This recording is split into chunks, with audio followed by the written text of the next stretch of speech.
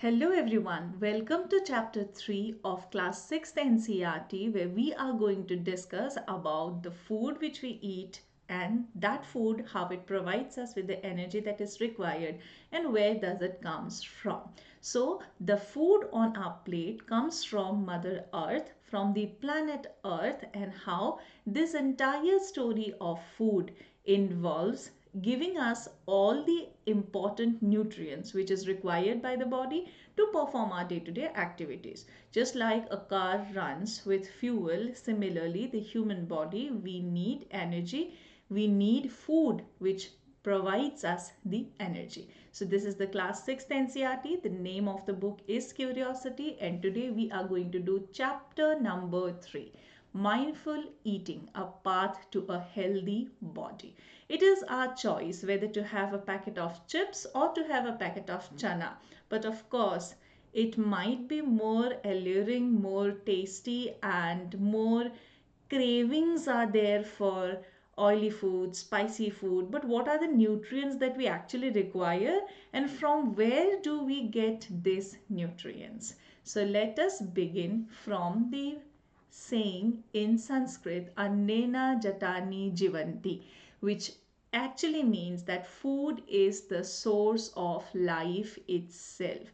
Many of the times you must have heard the saying that food is what we eat is what we become. So we have to do some mindful eating here. So in this journey, we will see how the food provides us with the nutrients and how different parts of our country has different types of food and shapes our meal. You must say, for example, take the example of idli dosa. So in South India, the type of rice which is there, it is more preferred to make idli dosa. Similarly, if you will see in some other parts of the country like say Bihar, you have a lot of cow dung which is easily available, where you will make the litti and then you will take the green veggies and make a chokha out of it. You have lots of brinjal and potato, tomatoes. So all these things you can make the chokha out of it. So how the geography of the place is determining what is being grown there and what are the meals which are being prepared. And even more important than that, whatever we are eating, that is not running in our blood, right? So what is actually running is the broken down form of the food and the one which is absorbed by the blood and is able to give us the energy required. The rest is going out of the body as a roughage, right? So who is healthy? What is the definition of healthy? Healthy is not just physically being healthy, it also means being healthy emotionally, mentally, psychologically. One who eats food that is wholesome in moderate quantities and appropriate for the season, time, and place. See, many a times if you can afford, say, avocados growing in different part of the country or from a very far nation and not the Indian avocado, then probably it is traveling a long way. Have you ever wondered the transportation cost? Yes, we are able to pay, we are eating it. We are not able to pay, we are not eating it. But what about the distance that it has traveled? What about the gasoline which is being consumed? What about the earth and the energy which is involved in the transportation of those foods? Another example is, say, blueberries, right? So small little box will cost you 200-300 rupees, and per kgs the price will of course increase. It's not just about the price factor, but it is also about the environment factor, the cost of transportation from one place to another place. And of course, there has to be preservatives if it travels that far. What are the building blocks of a house? A cemented house will probably have bricks. Similarly, the building blocks of the human body is, say, for example, cell. So all these building blocks requires the essential nutrients in able to function, grow, and thrive. So what all are involved in this? The energy givers. Who are these energy givers which gives us the energy to do our day-to-day activities. They are the carbohydrates and the fats. Now see, fats are important or not, good or bad, it's not like that. Fat is also required by the body in order to be able to say absorb proteins. So all the energy givers, the other nutrients, carbohydrates, fats, vitamins, everything is important in moderate quantities or in the required quantity. If we talk about carbs or carbohydrates, it is found in many food where you will see the starch. If we wash the rice, if we drain the water, or if we are boiling rice and then straining it, then we will see a thick white substance coming out of it, right? That is nothing but the starch which is there. In case of potato, if we cut potato and dip them in the water, after some time when we remove the potato pieces, we will see there is a white layer deposited on the bottom of that water. That is nothing but the starch itself. In banana also we can see that there is starch. In tapioca, sabudana, we can see there is starch. So wherever we have that, when we touch it, we see that there is that sticky substance available. Most of the times it is the carbohydrates. It is an immediate source of energy, and in Indian cuisine, in most of our foods, the biggest portion on our plates is carbs. When we are talking about rice and roti, both these being cereals and many other cereals for that matter, they are carbohydrates. At least in my plate and in my place where we eat rice, specifically for that matter, say in Assam, in the northeastern states, rice is mostly consumed. Nowadays, yes, people consume rotis, and with disease like diabetes, the doctors suggest say millet rotis. So in that case, the food pattern is changing. But otherwise, in many Indian household, you will see that the biggest portion in the plate is of rice or roti, or both of them, which is again carbohydrates. Next, let us come to fats. Fat is a source of stored energy, and it is crucial for long-term fuel. If we see that we want to cook parathas in the morning, then ghee is used. If we want to say boil the dal and after that just give a tarka to it, which is again the adding of ghee and say some essential seeds like cumin seeds, zira seeds, etc. And then we put it in the dal, or we put the dal in that tarka, right? So in both the cases, what we are using ghee. Similarly, ghee is also used for making many sweet dishes, say laddu, halwa, etc. All these are nothing but a source of fat. And we also use nuts in it. Nuts many of the times contains both fats as well as proteins. And that is why it is that one source which is protein, and the fat absorbs to help the protein as well. So that is why it is the good source where both of them are found. Especially now it is winters, right? So in winters, this helps our body with the warmth that is required. It provides the heat to the body. Now there are plant-based fats which are nuts, seeds, oils, ghee, butter. But in this case, we see that in ghee and butter, the source from which it is coming is milk, and milk is being given by the cow, buffalo, etc. So they are animal based fats. Those people who go vegan, who do not consume any animal products including animal milk, they go for say the veg options. For example, it can be soy milk, it can be almond milk, etc. And from that also the paneer, etc. can be made. Say for example, tofu is nothing but sort of a veg paneer, right? The source, the milk, is not the animal based milk, it is the plant based milk.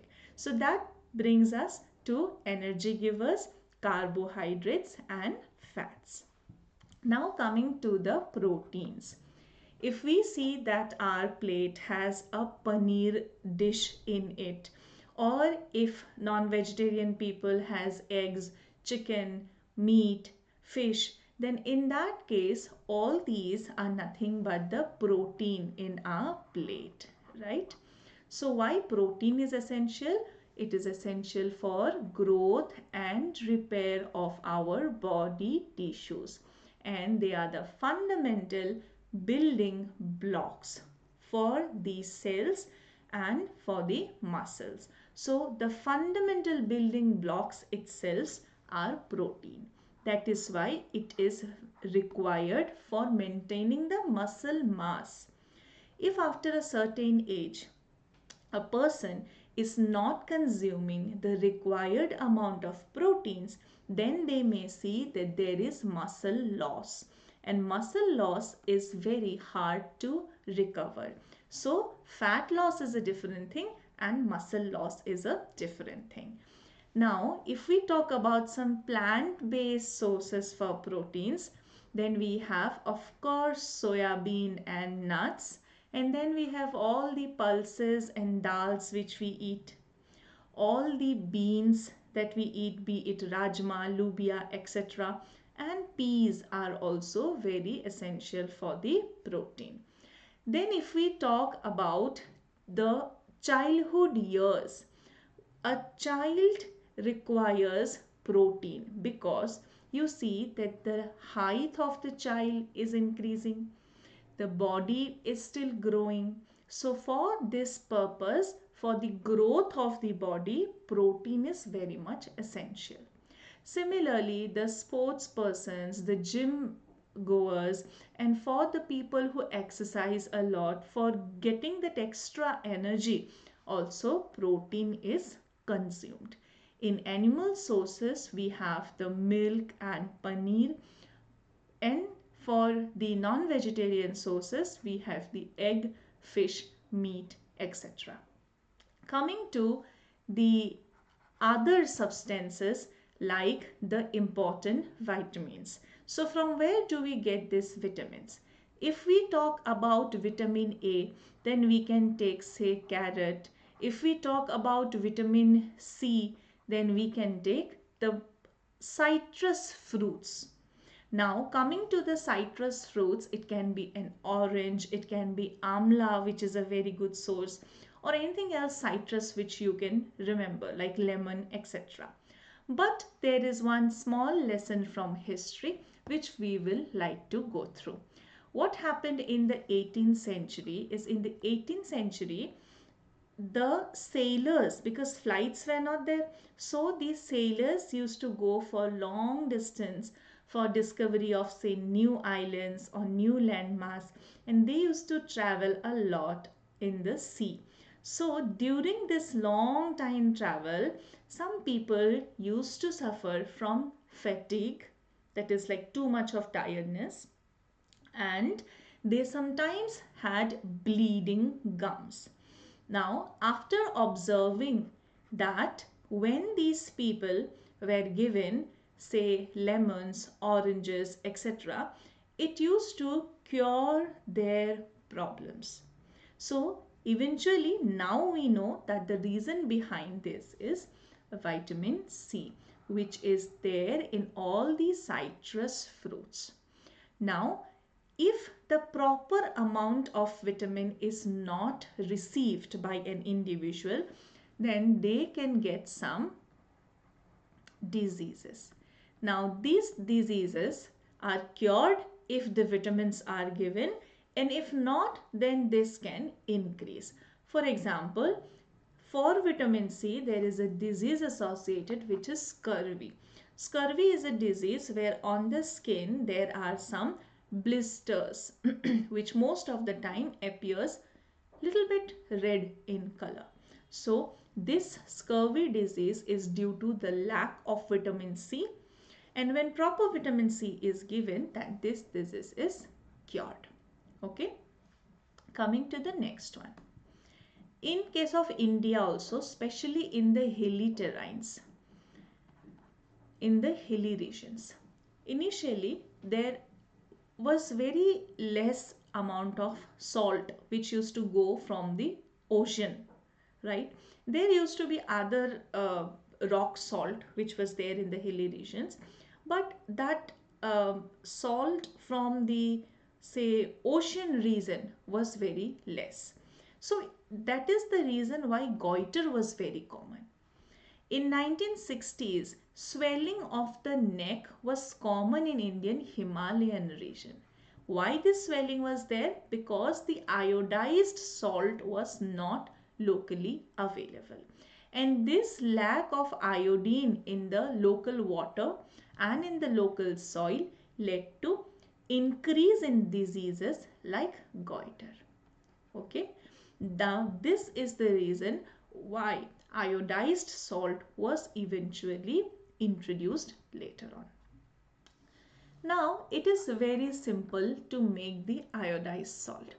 It is nothing but the common salt is mixed with some quantity of the required iodine source, and that becomes iodized salt.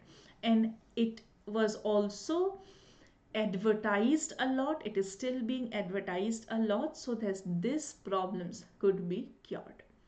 Now let us look at salt farming. Salt farming is a traditional practice of a tribal community named Agariyas.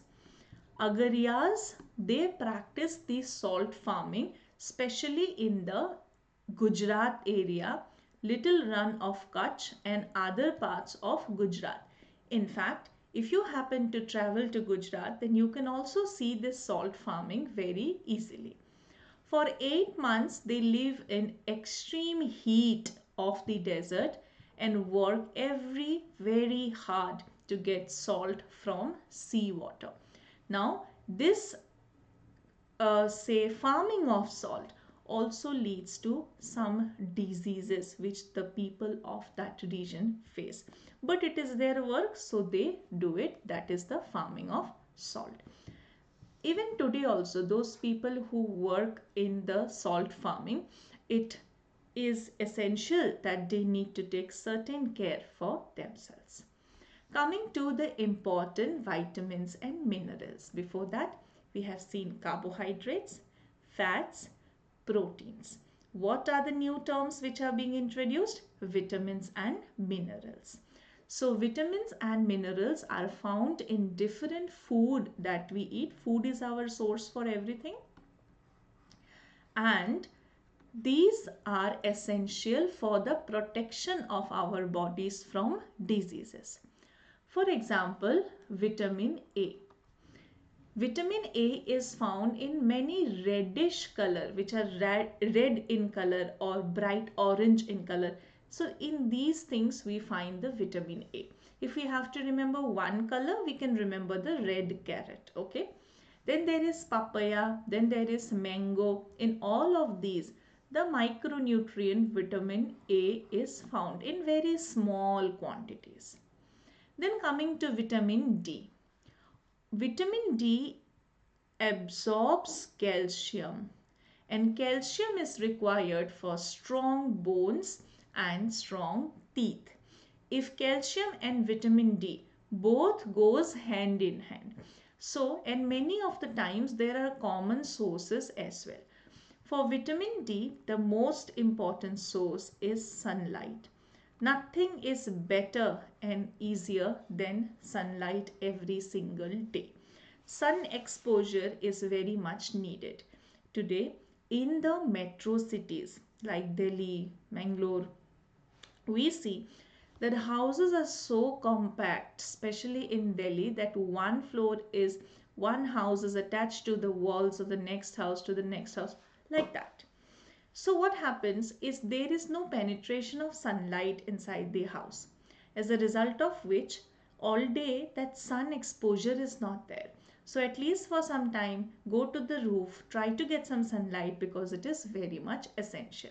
The natural and free source of vitamin D.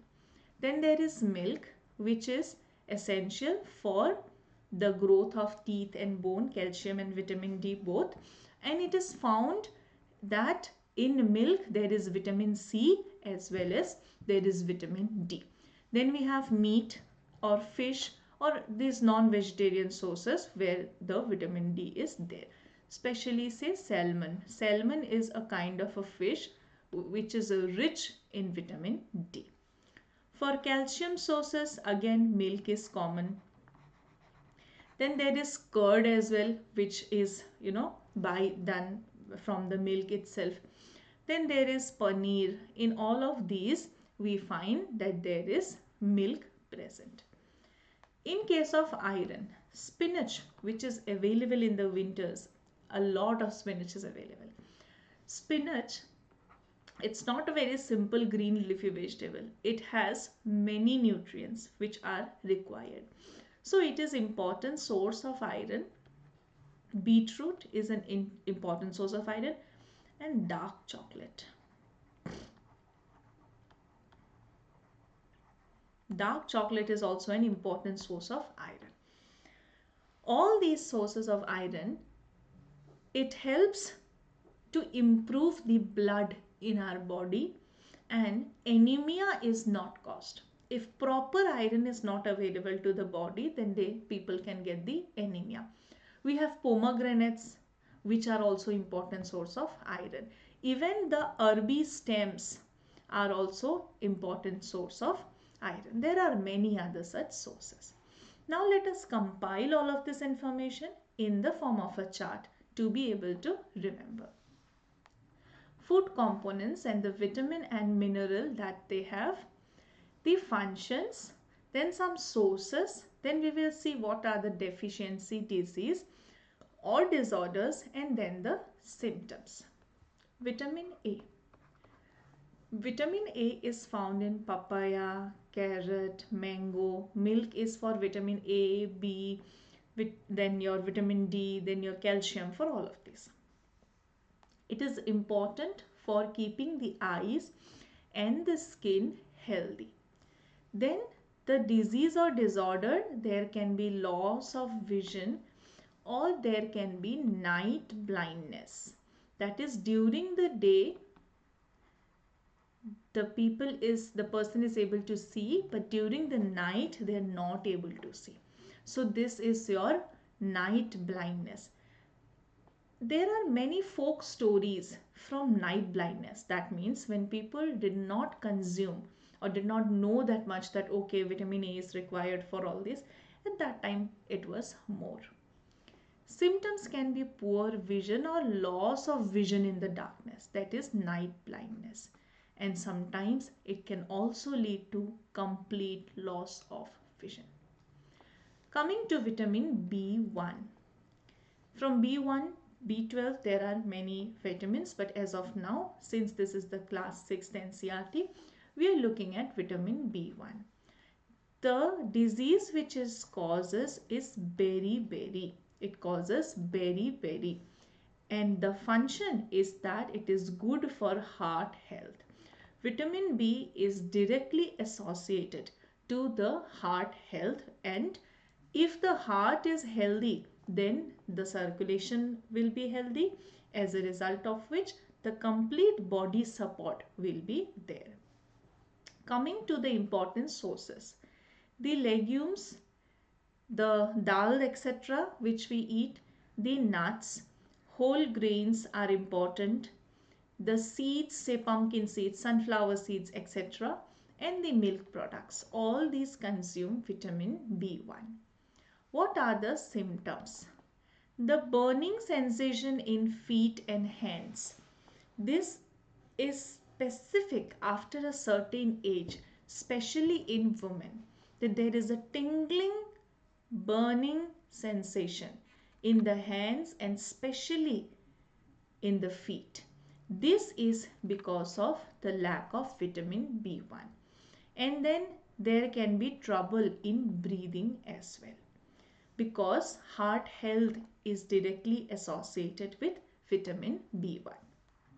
Coming to vitamin C, we have already seen that scurvy is a disease associated to vitamin C, and the citrus fruits, they have vitamin C. Let us look at the citrus fruit, amla.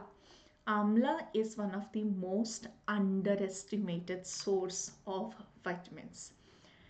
Even if, say, doctor says an apple a day keeps the doctor away, there is a saying, right? An amla a day, I think, is as important, and if not better, and equal to an apple a day. Actually, maybe more than an apple a day. Then there is guava, another underestimated fruit. Then there are the green chilies. Many people, they are habituated to consume the green chili along with the food. There is orange and there is lemon. This helps fight the body against diseases. So much so that in the entire winter season, many people will consume, in sitting in the sun, they will consume one, say, orange. So sitting in the sun, vitamin D, orange, vitamin C. What are the symptoms? Bleeding gums at the time of brushing. If the gums are bleeding, that means vitamin C is required. And slow healing of the wounds.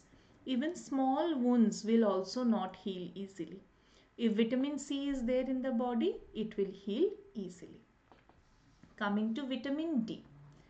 We have already seen that milk and sunlight are very important. Then there is the fish, egg, butter, etc., which also provides the vitamin D. Vitamin D is very essential for absorbing calcium. Both goes hand in hand. In fact, it is calciferol, so that is there itself. So it is good for the bone and the teeth health. Also, vitamin D can cause rickets. It is a bone disease and happens to especially children. So vitamin D is essential. Protein, vitamin D, etc. are essential, especially in the childhood years. It is a non-negotiable. Okay. Then what it causes? It causes the bending of the bones. They become so soft that they bend. So that is why vitamin D is very important. Coming to calcium, it keeps bones and teeth healthy, and it is found in milk. If not milk, then the veg option, soya milk, soya, curd, cheese, paneer, etc. It is for bone and teeth health, and if it is not provided in the adequate quantity, then bone and teeth decay can happen. Weak bones and tooth decay can happen. Okay. Coming to iodine, we have already seen directly associated with the disease goiter, where the lower neck and the neck region, it swallows up. Swallowing at the front of the neck. How to prevent it? Seafood is important. Seafood means iodine will be there, so that is important. Similarly, there can be seaweed. There can be singhara, which is water chestnut. Now these days, again in the December winters, singhara is found in North India everywhere. It is like a street food. So these healthy street food options of singhara, sweet potato, corn, etc. are available. So iodized salt, as all the advertisements have said, is important for iodine, but there are other options as well. Seafood is, a solution. People living near the coastline, they will not suffer from goiter. Helps to prevent physical and mental activities. So it helps to perform the physical and mental activities. Iron is very important. We know that the disease anemia, especially in young girls, in adolescent girls, and specifically women of all ages, many a times they are affected if they do not get the proper iron. Where do we get it? We get it in spinach, vegetables, beetroot, pomegranate, etc. Iron is an important component of blood. Okay. In fact, A non-stick pan versus an iron pan. Which can be used? An iron pan can be used for cooking the food. If it is not provided in adequate quantities, then there can be weakness and there can be shortness of breath. So all these are the vitamins. From where they come, their sources. What are the diseases which are caused if these vitamins are not there, and what are the symptoms? Okay. So what is required? By now we understand that there are carbohydrates, fats, proteins, vitamins, minerals. So if we require all of them, if we require all of them, then we need to have a balanced diet. A balanced diet. It means it's not that the entire plate is filled with rice and roti, but we need to have not just carbs but also protein on our plate, fat on our plate, and essential vegetables and fruits, etc. on our plate. Based on the age, gender, physical activity, this can change. Based on rural region and on urban region also this can change, and based on that the food has to be balanced. What is very important is roughage or fiber. Let me tell you a story. If a person eats beet in salad by cutting it, his diabetes will not increase. However, if a person will drink beet juice every day, then he will see that there is a sharp increase in his diabetes. This I am telling about the diabetic person. It clearly indicates that the fiber which is there in the vegetables and fruits needs to be consumed. These fruits and vegetables, if taken in the form of juices or say filtered juices, then these fibers will go away. That is why it is important to consume them as it is, right? So fruits, vegetables, whole grains, they provide us with the essential roughage. Roughage is also important for the smooth movement of the food in the alimentary canal, in the food pipe. And then after every nutrient is taken out, it goes out of the body. It is going out of the body. From small intestine the food will move to large intestine, and then through the anus it is excreted out. So the roughage itself do not provide any nutrients, but they are essential for digestion and removing of the undigested food. I cannot say this more simpler than this, that if roughage is not there in the food, then a person will get constipation, and vice versa. If a person will eat more roughage, salads, say for example cut fruits and vegetables, then this requirement of fiber will be fulfilled. Then as we know that 65 to 70% of the human body is nothing but water.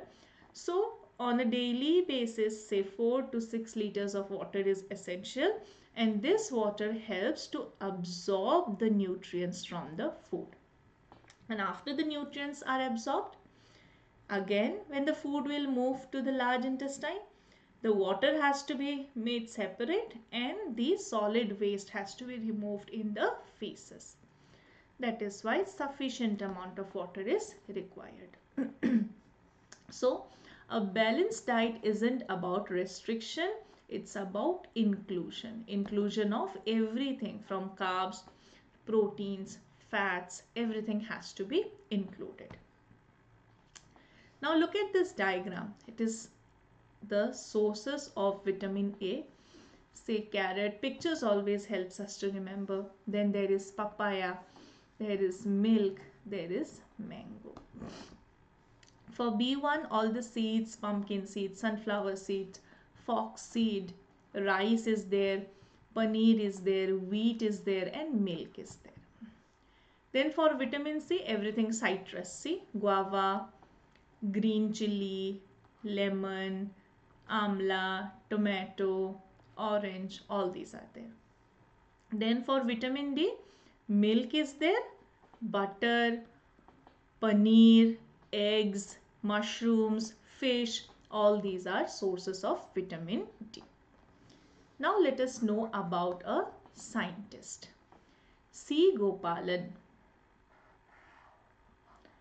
He initiated nutrition research in India, and he was the person who analyzed more than 500 Indian foods for their nutritional values. That how much nutrient or this particular nutrient is available in this particular food. And then he had identified that there is deficiency of protein, energy and other food component, because as I told you, mostly Indian plates we still consume rice and roti, carbs as the main one. Protein is missing out, right? It led to the implementation of midday meal program. You must have heard since then, 2002, now also it is there, and midday meal is available in the school, right? One, there is the basic elementary education from 6 to 14 years old children, and then there is the midday meal which is the free of cost food available in the school. It is known as the PM Poshan Initiative. This is run by the government in the government aided schools, and the initiative is to provide a balanced food. So if in midday meal also if only rice and dal is being given, that means something is fishy, because see, everything has come for this. Milk has come, egg has come, everything has come for this.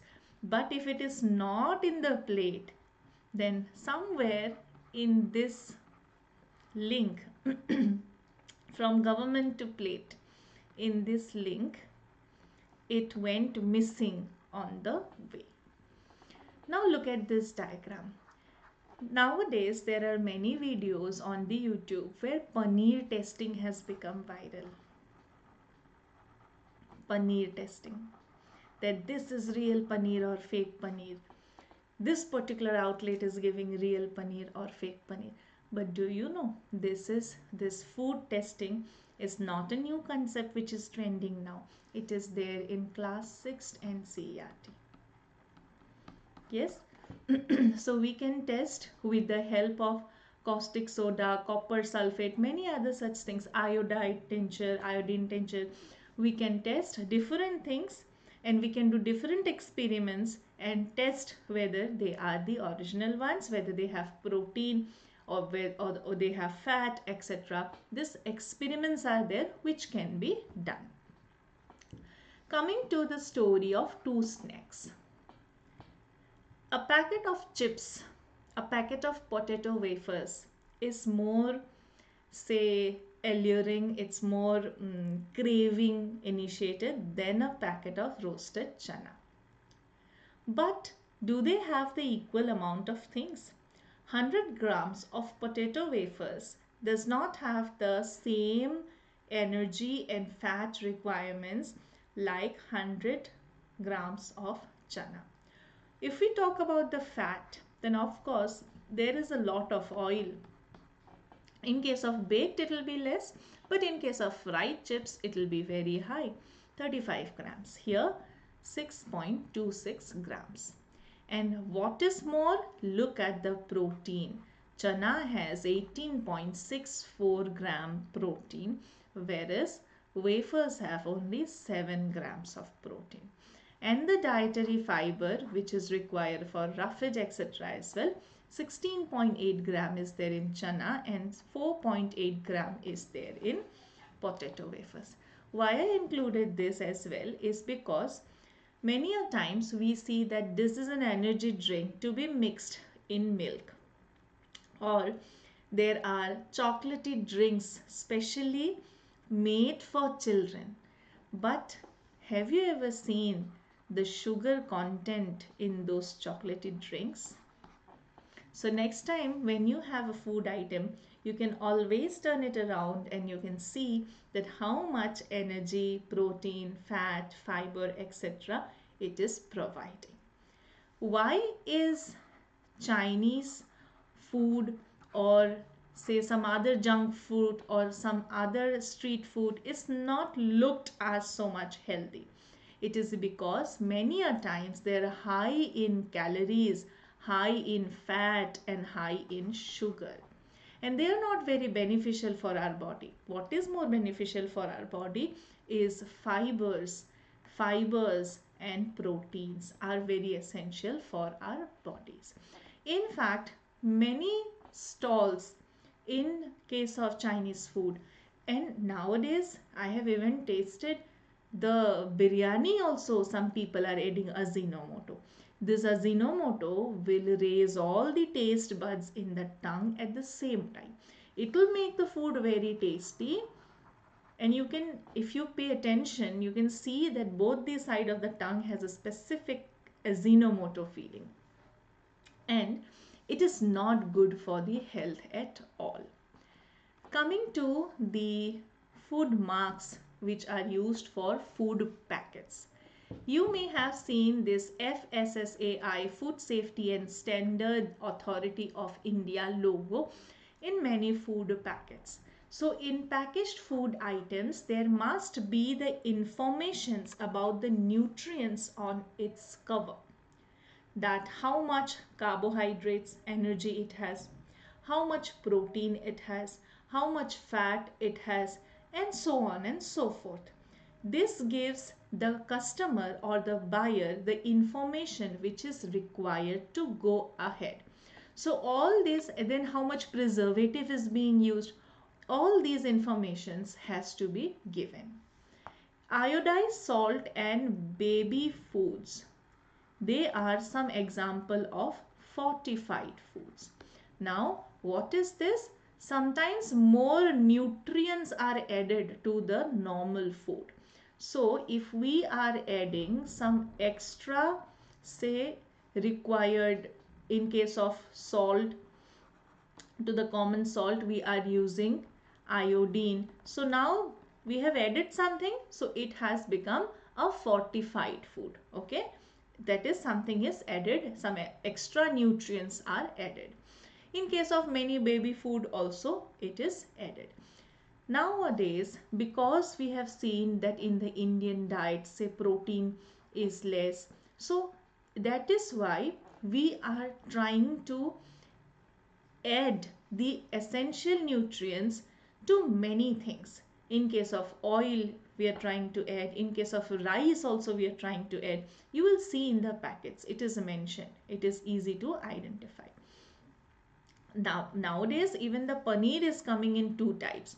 One is the normal paneer and another is the high protein paneer. So next time when you see, you will understand that, okay, this is the fortified most probably. Okay. So the Food Safety and Standard Authority of India, FSSAI, is a government agency that regulates the food quality in India. Now coming to millets. Millets are being given, the attention that it deserved since years finally, right? So rediscovering ancient wisdom, the power of millets. We have rice cultivation, we have wheat cultivation. What we forgot in this race is grains like jowar, bajra, ragi. In the ancient India, their consumption of these millets was very much. But slowly and gradually it started decreasing. Now they are regaining the value that they always deserved. They are also known as nutri cereals because they have the important health benefits. One, all these millet sources, they are less in carbs and more in dietary fiber and vitamins. So millets are excellent source of vitamins, minerals like iron and calcium, and dietary fiber. They are also climate smart crops.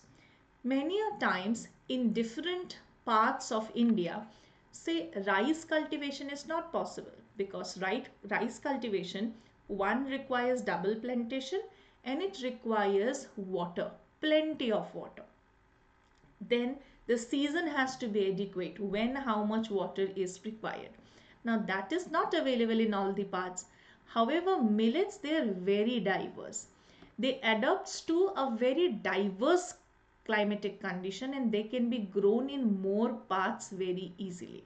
So that is why they are, say, they can be used as an alternative to what we have been consuming since a long time now and being dependent on wheat and rice only. Being dependent on wheat has caused us problem in the past also. So now it is time that millets get back the attention that they deserved. Barnyard millet are very common and they are also consumed in, say, fasting in Indian households. Many a times in fasting, when people are not consuming, say, the rice and wheat, the normal white rice or red brown rice and wheat, at that time barnyard millets are consumed, and then water chestnut powder rotis or parathas are made. So that is a type of millet. Sabudana, however, is made of tapioca, and tapioca is again high in carbs. So millets and the water chestnut, they are better option. They're also known as Sanwa millet or barnyard millet.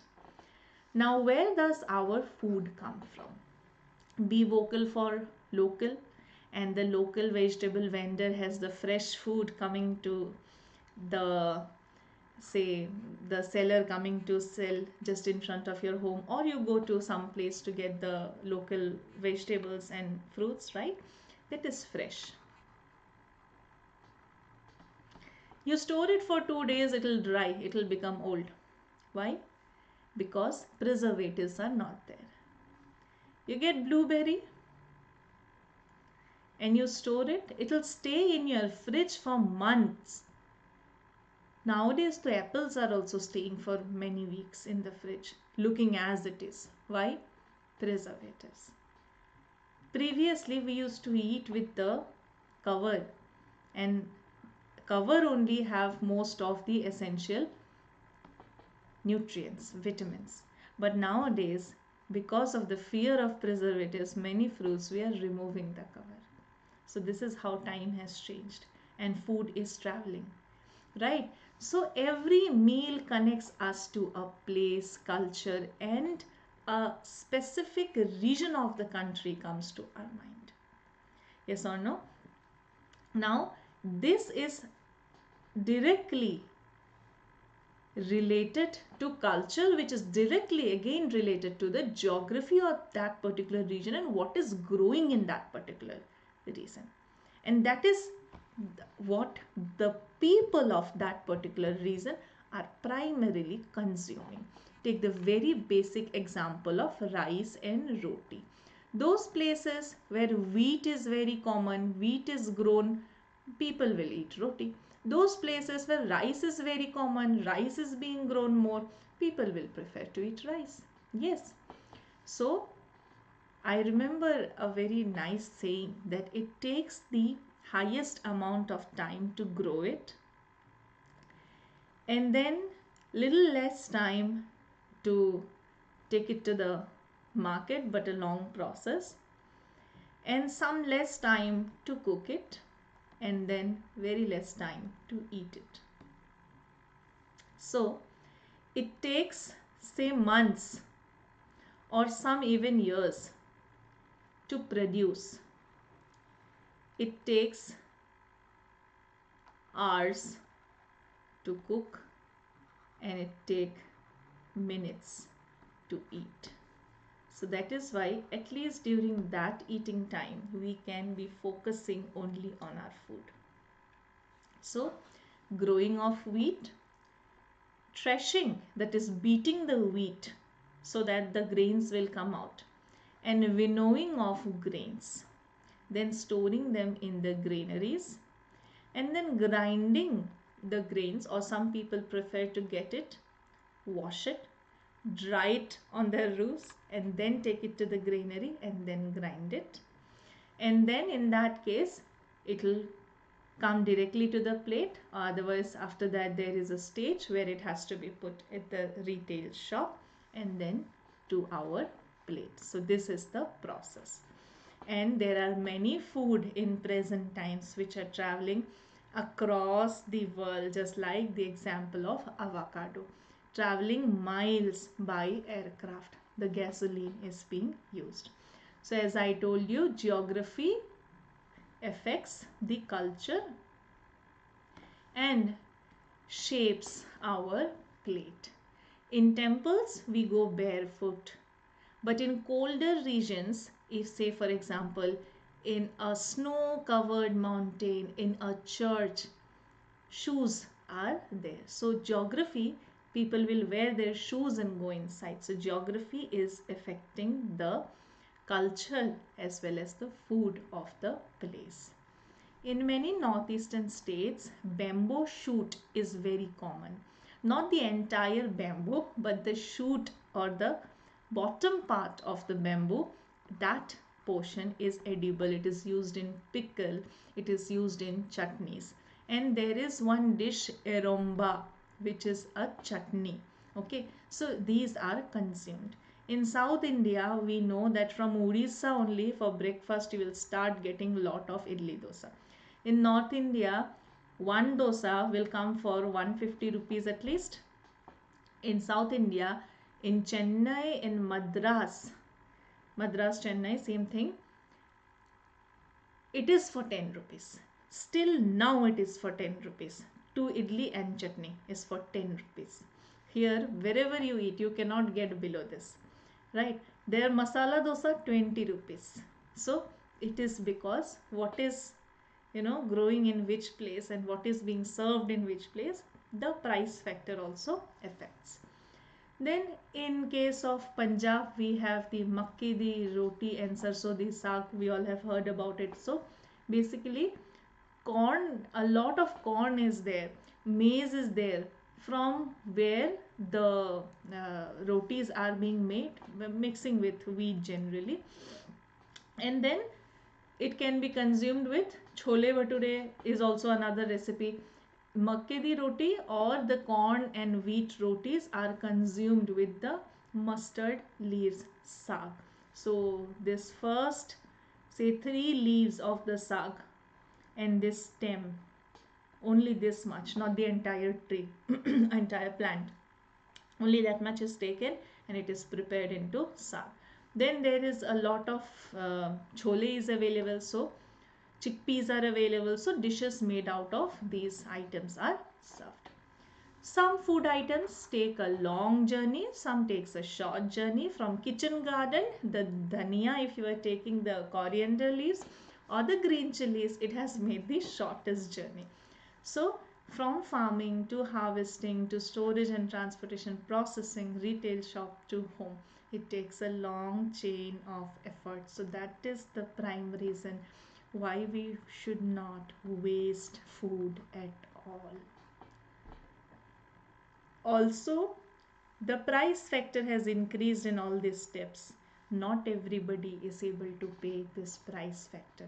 Of course, there are systems by the government like public distribution system, etc.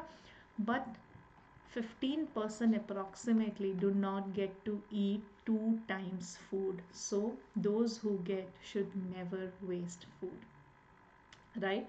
So it travels a long distance, and if the procurements are happening from the local farmers, then there is not only a considerable cut down in the cost, but also pollution, and we also can eat healthy and fresh, and the environment is also protected, right? So the story finally brings us to, there is the story which is going on in the book parallelly. We are not considering that, not required. So eat for nourishment, eat with awareness, and eat with respect, right? If we eat for nourishment, then we have to eat a balanced diet from carbohydrates to protein, fat, roughage, everything should be there in our meal. If we eat with awareness, then we will preferably choose local farmers, seasonal vegetables over food which has traveled a long distance. We will find locally available substitutes. And if we eat with respect, then we will remember this entire process and journey that the food has done to come to our plate. We will have that respect and we will not waste food. So with this, we have come to the end of chapter number 3, Mindful Eating, a path to a healthy body. I'll see you in the next session where we will do chapter number 4, which is Exploring Magnets. We all must have played with magnets in our childhood, and now we are going to do the chapter number 4 in the next session. Thank you so much everyone. Take care, stay blessed, and if you did like the video, then please consider subscribing to the channel and sharing this video with your friends as well. Thank you. Bye-bye.